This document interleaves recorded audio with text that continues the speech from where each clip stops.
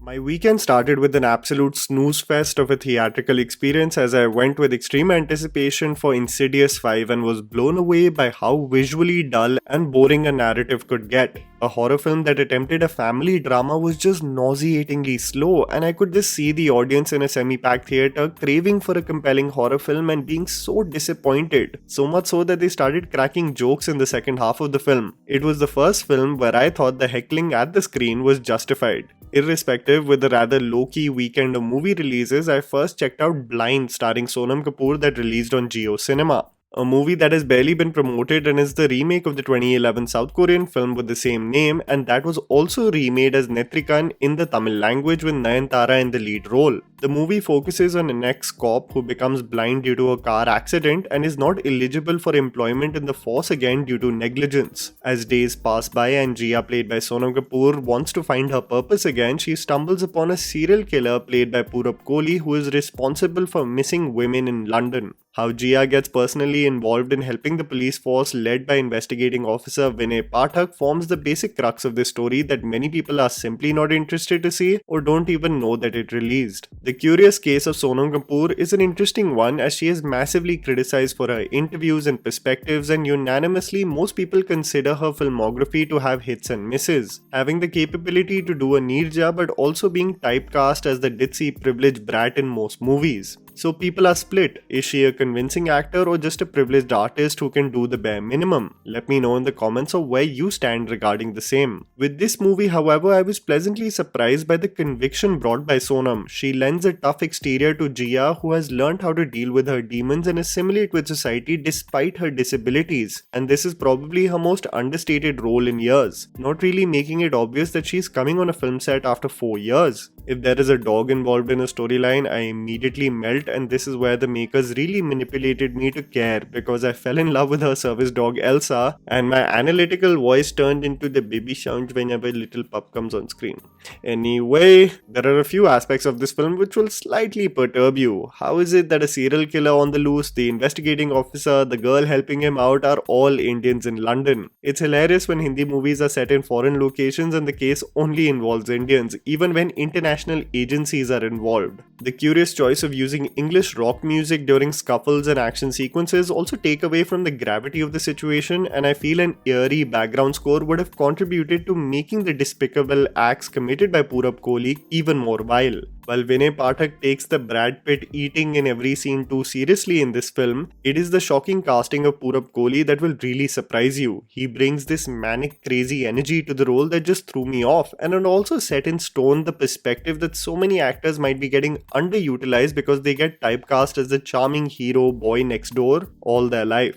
Blind eventually becomes a passable remake of a popular tale that is only elevated due to the performances of the cast. The screenplay is routine and it doesn't really stand out to becoming a top priority in someone's must-watch list this weekend. I, however, went with high expectations as I went into the theatre to watch Neeyat starring Vidya Balan in the lead role, and I must say it also transitioned to become an ordinary thriller due to several reasons. When a murder mystery is set in one location with several characters who can be probable suspects, several movies come to one's mind. When Neeyat's trailer dropped, everyone could not help themselves from creating parallels, whether it be the tale of Benoit Blanc in Knives Out, which transitioned to become quite stupid in Glass Onion, our very own Raat Akeli Hai with Nawazuddin Siddiqui, Vidhu Vinod Chopra's murder mystery Khamosh in 1985, a murder taking place on a film set, or the master of the genre, several stories of Agatha Christie that have beautifully transitioned into feature films. Our very own 1965 film Gumnaam is a prime example of how Agatha Christie is the blueprint of effective storytelling in this genre. So I went for Neeyat with high hopes as Ram Kapoor, an illustrious businessman, hosts a birthday party in his castle in Scotland as the guests arrive, each having their own demons and vested interests that get unraveled as an investigating officer played by Vidya Balan takes over the scene of the crime.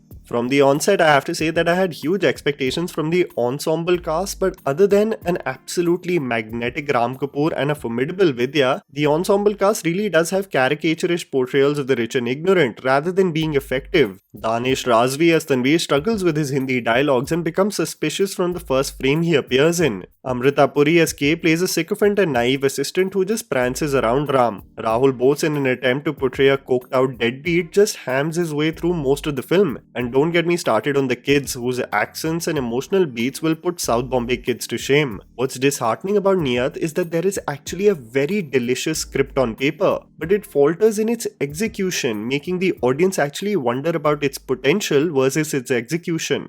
Most of the frames are so dimly lit that you have to squint your eye in trying to understand what exactly is happening in the frames. Even shots which are staged inside the house will make it tough for you to decipher the expressions of the characters, so that you can make your own guess of who must be the perpetrator. Before you even ask, yes, there is a justification of him being in Scotland. Yes, there is a justification of why a CBI officer is present in Scotland to investigate the murder mystery. The script is actually the least of the problems of Neeyat. You know what's also crazy? The movie has a great climax that is well intentioned and may make your jaw drop in disbelief, but it still could have been so much more nail biting in its execution. And that's why I feel it transforms into becoming a good thriller that could have been so much more. I had the privilege of sitting with Vidya Balan and Anu Menon to talk about some of the aspects of the film and what went into formulating the thriller, and I hope you enjoy watching the interview as well. Hello and welcome to the Tried&Refused Productions YouTube channel. Today we have very special guests speaking to Vidya Balan and Anu Menon about their new release, Neeyat. Thank you so much for joining me. Thank you. And I first wanted to start off, Vidya ma'am, that it's rather uncanny. Just 5 days ago on the channel, we were doing a revenge sagas in Indian cinema episode, and everyone was talking about how meticulously that twist came in Kahani. Yeah. So I just wanted to know, from an acting perspective, when you are looking at a thriller genre, from a screenplay perspective, what's the trigger for you in a thriller genre to say Oh, yes? that's the first time someone's asked me a question like that, first of all, so thank you. But I have to say that, you know, Kahani did so much for me, but it also ruined the genre for me to a certain extent, because it was so tough then to get in a thriller genre, to get that kind of climax, you know, which is so absolutely unexpected. But having said that, there have been, like, there's maybe in 10 years, there are 2 scripts that I found that surprised me, where I didn't see things coming, you know, and Neeyat is definitely one of them. It is one of them, so which is why I ended up doing it. Okay, then that's Though, great. you know, I wouldn't call this a thriller in terms of genre. We call it it's a murder mystery. Murder mystery, I think. Oh, you know, locked room murder mystery. Who done it? Yeah. What intrigued me the most with the trailer was, so there are Indian characters from the trailer. I presume also that Vidya ma'am's characters from the CBI. Made me slightly interested was why Scotland? July 7th. Oh God, okay, that's all I'm gonna get then. Well, Okay, what okay. I would say is that it's not, you know, I mean, I live in London, so I kind of, there's a reason why this is happening there, because one of the things is that, as you know, that the top 10% of rich people in UK are Indians. Yeah. You know, the Prime Minister is Indian, his wife is like super rich, and like all the Bollywood celebrities have houses, and so in a weird way, like now, like London is like the playground of the rich Indian people, Yeah. you know. So, and like in Scotland, actually, I was there on holiday, and somebody was saying that all the castles are now, you know, owned by Indians, Arabs, and Chinese. Wow. Okay. So that's kind of like what I was like, you know what, that, and then, you know, I was playing with the idea of a murder mystery. I was like, you know, that seems like where, you know, a flamboyant billionaire would throw a party and own these castles, because, you know, like one thing is to own a Haveli, but then when you buy a castle in UK, and all of them own like these massive properties, you know that in London, nobody's like, you know, somebody was telling me yesterday, people have stopped buying properties in Mumbai, they're buying in Dubai and Oh God, London. yes, And yeah. so, you know, it's based in reality of what is happening. And when you see the film, you will understand why Scotland and why she's there, and you know that kind of things. Okay. So that is not something. We'll keep it at bay then, for sure. Yeah. But all I'll say is it's not illogical. Yeah, and also like what I find slightly nauseating about film discourse online, it's Yeah. all about how is this relatable? You know, Yeah. the concept of anything that represents the upper echelon Yeah. is considered to be rich people problems. Yeah. So is there also a core emotional arc which is universal in the film? Oh, always, Yeah. you know, I mean, the thing is that the characters have to, you know, drive the story, and it has to be rooted. And eventually, in a story like this, when in this genre, it's satisfying when the core is actually emotion. So when you see the end of the film, you will feel the emotion. And I think when that's why Kahani also works. But the rest is, there are tropes of the genre that you play with. It's like a piece of puzzle that you sort of put together, and then you tease the audience, and you know, it's a dance you do with the audience. I think it's cathartic to see rich people on It is screen guilty and pleasure crash. here for sure. It's guilty pressure. Like Schadenfreude. Yeah, easily. Yeah. I mean, like from Succession to White Lotus to like we love. We love Karan Johar films. Yeah, we love the rich people, you know, living their fantasy. Rich people problems. I mean, somebody's died, so I think it's a bit more Exactly. of a problem. Yeah. Of course. I 100% agree. And it's also looking at it from a very surface level point of view. Yeah, It's way yeah. more than that. Vidya ma'am, I wanted to ask you, especially with these murder mysteries, I always find the protagonist or the person who's investigating it, whether it be Benoit Blanc from Knives Out, whether it be Byomkesh Bakshi, whether it be Sherlock Holmes, they're very particular personalities, very distinct personalities. Was there something about Meera that gravitated you towards her? Oh, most definitely. The fact that she's not your regular detective. You know, I think most detectives I've watched on screen, you know, have had a certain, what is the word, flamboyance, panache. She is very, she doesn't come across as that sort of detective. She doesn't come across as supremely intelligent and sharp, but also very, very shy and socially awkward. She thrives on actually decoding everything, including human behavior. But I think what was fascinating is that while she's trying to solve this mystery, you're actually trying to solve the mystery that is her. You know, so I think that's what was, that's the thing that I was most fascinated about. So I don't think she's like any of the other detectives I've seen. Am I right, Anu? For me, what struck a chord was the reactions were almost monosyllabic and stoic. Yeah. So she herself was a mystery in the trailer. Yeah, So yeah. I guess that's what almost drew me in to be interested in the story Right. also. Yeah. So you've definitely kept everything at bay Yeah, very it's well. always tough to do trailers for It a is, it is. genre like this, because They give up yeah, everything. Yeah, so you have to like tease enough, but actually not give away, because you know you have to see the film to go with the journey. Yeah. I wanted to ask you from a director's perspective, when you are making a thriller or a murder mystery, is it necessary for you creatively to have an overarching theme, or it can just be an unapologetic murder mystery and that's that? I think you can do both. Okay. I think that's what it is. I think the trick is to do both. When you have to get the plot right. There is no two ways about it, right? The mystery has to work. Yesterday we had a screening, you know, with some family and friends, and one of my producers' friends was like, yeah, I said, I haven't found a loophole. I'm going to go home and, you know, I'm going to You're gonna find do a some loophole homework. and I'm going to come back to it. And this morning I was like, did he come back with any loophole? She said, no, he called me and he said he couldn't find a loophole. That's the best compliment. Yeah, right? really. Especially in this genre. Yeah. So, you know, that there is basically, that is the thing. It's kind of like, it's very hard to write. I don't know how, you know, Miss Christie wrote so many novels, because it took us, because the first few drafts. I was wondering who is Miss Christie. Oh, Agatha Christie. That's so London. And so I think, you know. You can do both. You can do both. So yeah. I feel like that, so you got to be watertight on that.